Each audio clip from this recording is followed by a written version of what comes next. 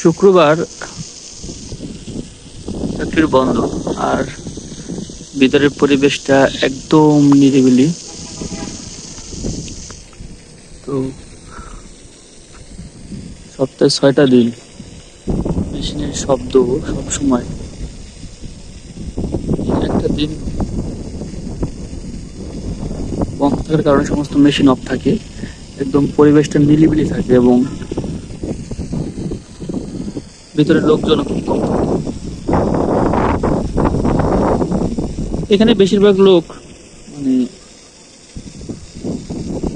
স্থানীয় কাজ করে বেশিরভাগ, এবং ভিতরে লোকজন খুব কম থাকে, যার কারণে বন্ধের দিন একদম পুরো ফাঁকা ফাঁকা লাগে।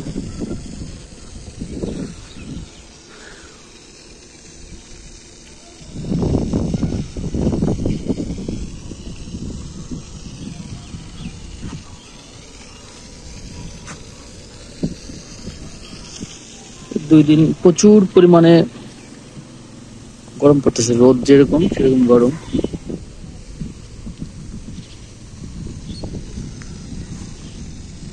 বিকালে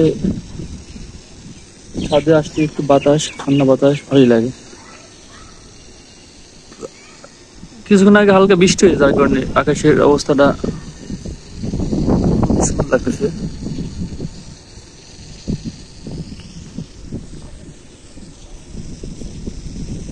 এই এলাকাটা হচ্ছে বেসিক এলাকা বলে এটাকে, মানে শিল্প কারখানা সবকিছুই আশেপাশে। এই সামনে হচ্ছিল একটা নদী আছে, এবং এটাকে বলে ক্যাবল খাট।